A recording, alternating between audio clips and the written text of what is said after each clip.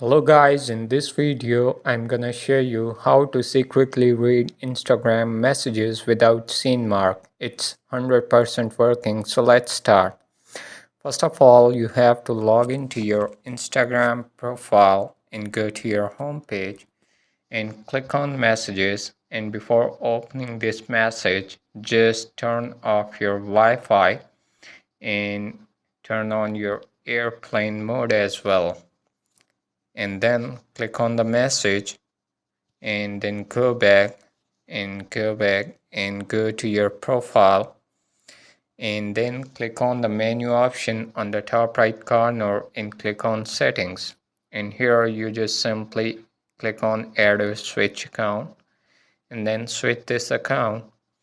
and then again go back to this one and turn on your Wi-Fi and turn off your airplane mode, and then go back to your account,